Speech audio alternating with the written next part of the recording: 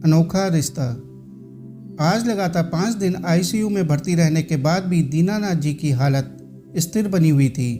Brain haemorrhage हुआ था उनको। आईसीयू के बाहर उनके तीनों बेटे चिंता में डूबे बैठे थे। नर्स ने आकर कहा कि आज शाम को ही दीनानाथ जी का ऑपरेशन होना जरूरी है। मुंबई से विशेषज्ञ डॉक्टर को बुलाया गया है। आप 3 लाख रुपए जमा करवा दें। नर्स की बात सुनकर सबको सांप सूंघ गया। नर्स के जाने के बाद वे आपस में तू मैं करने लगे। सब अपनी जिम्मेदारियों और आर्थिक तंगी का दुखड़ा रोने लगे और रुपए की व्यवस्था में अपने आप को असमर्थ बताने लगे। इसी बीच दीनानाथ जी की बेटी भी आ गई। इकलौती बेटी, इंजीनियर की पत्नी, पैसे की कोई कमी नहीं। बेटों ने उम्मीद से अपनी बहन को सारी बात बताई, पर बेटी भी सुनकर चुप हो गई और बेटों का ही अनुसरण किया। कोई भी रुपया देने को राजी नहीं हुआ। नर्स जब दोबारा आई तो उन्होंने जवाब दिया कि हम पैसे की व्यवस्था करके आते हैं, और ऐसा कहकर सब चले गए। शाम हो गई पर कोई नहीं लौटा। मुंबई से डॉक्टर रमेश आ चुके थे। उनके सामने दीनानाथ जी की फाइल प्रस्तुत की गई। उन्होंने बारीकी से अध्ययन किया और जाकर मरीज को देखा। फिर उन्होंने उनके रिश्तेदारों के बारे में पूछा। जवाब मिला कि बेटे बेटी आए थे, लेकिन पैसे की व्यवस्था का नाम लेकर चले गए और कोई भी नहीं लौटा। शायद अब कोई लौटेगा भी नहीं। डॉक्टर ने कहा पैसे की सारी व्यवस्था हो जाएगी, ऑपरेशन की तैयारी करो। डॉक्टर रमेश ने खुद 3 लाख रुपए जमा करवा दिए और ऑपरेशन करने में जुट गए। ऑपरेशन सफल रहा। 2 दिन बाद दीनानाथ जी को होश आया। उन्होंने अपनी संतानों से मिलना चाहा। नर्स ने जवाब दिया कि बस अब चले गए और सारी बात बता दी। सुनकर दीनानाथ जी की आंखों से आंसू बह निकले। आंखों के सामने पूरा जीवन घूम गया। एक साधारण अध्यापक, साधारण वेतन और 4 संतानों का लालन पालन। खुद अभावों में जीते रहे पर संतानों को कोई कमी ना होने दी। पत्नी के देहांत के बाद दीनानाथ जी ने दूसरा विवाह नहीं किया। अपनी संतानों को माँ बाप दोनों का प्यार दिया और आज ये दिन देखना पड़ा। संतानों ने उन्हें मरने के लिए छोड़ दिया। आखिर उनकी परवरिश में कहाँ कमी रह गई। तंद्रा टूटी। फिर दीनानाथ जी ने पूछा कि फिर मेरे ऑपरेशन के लिए रुपए किसने दिए। नर्स ने बताया कि डॉक्टर रमेश जो मुंबई से आए थे उन्होंने दिए थे। उन्होंने ही आपका ऑपरेशन किया है। दीनानाथ जी को हैरत भी हुई, खुशी भी। लगा डॉक्टर के रूप में साक्षात भगवान ही आए हैं।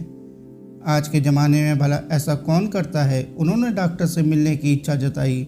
डॉक्टर साहब जब रूटीन चेकअप के लिए आए तो दीनानाथ जी ने हाथ बढ़ाकर डॉक्टर साहब के पांव पकड़ने चाहे, पर डॉक्टर रमेश ने उनके हाथ बीच में ही रोक खुद उनके पांव पकड़ लिए। ये देख दीनानाथ जी भौचक्के रह गए। फिर बोले, आप मेरे लिए भगवान हो। आपने ही मेरी जान बचाई है। पैर तो मुझे पकड़ने चाहिए। मैं समझ नहीं पा रहा हूँ कि आपने मेरे पैर क्यों पकड़े। आप कौन हैं? आपने मेरे लिए इतना कष्ट क्यों उठाया? आखिर मुझसे आपका क्या रिश्ता है? डॉक्टर ने कहा कि मैंने आपकी जान बचाई है, लेकिन आपने तो मेरा पूरा जीवन बचाया है। दीनानाथ जी ने कहा कि मैं कुछ समझा नहीं बेटा। तब डॉक्टर रमेश ने कहा कि आपने मुझे पहचाना नहीं गुरुजी। मैं आपका शिष्य वही रमेश हूँ जिसको कई साल पहले आपने पढ़ाया था। बोर्ड कक्षा की फीस नहीं दे पाने के कारण जब मैंने पढ़ाई छोड़ दी थी, तब आप मुझसे मिलने घर आए और कारण पूछा।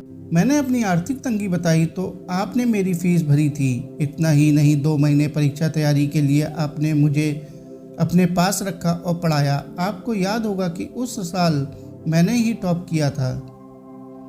फिर आपका वहाँ से ट्रांसफ़र हो गया था। आपसे कोई संपर्क नहीं हो पाया कभी। पर आपके शब्द, रमेश तुम पढ़कर ही अपनी तकदीर बदल सकते हो, कामयाबी की ऊंचाई छू सकते हो, हमेशा के लिए मेरे हृदय पर अंकित हो गए। मैंने काम के साथ आगे पढ़ाई जारी रखी और आज मैं आपके सामने हूँ। अगर उस दिन आपने मेरी मदद नहीं की होती तो आज मैं इस मुकाम पर ना होता।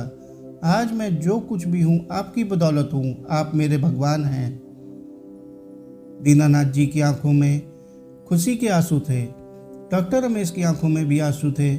दीनानाथ जी को आज महसूस हो रहा था कि गुरु शिष्य का रिश्ता कितना निस्वार्थ और गहरा होता है। जो कर्तव्य उनकी संतानों ने पूरा नहीं किया वह उनके शिष्य रमेश ने पूरा किया था। दीनानाथ जी ने डॉक्टर रमेश को कसकर गले लगा लिया।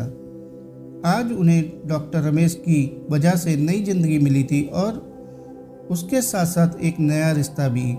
डॉक्टर रमेश का भी इस दुनिया में कोई नहीं था। आज पिता पुत्र का एक अनोखा रिश्ता बन गया था। साथियों, कहानी को अंत तक सुनने के लिए आपका बहुत बहुत शुक्रिया।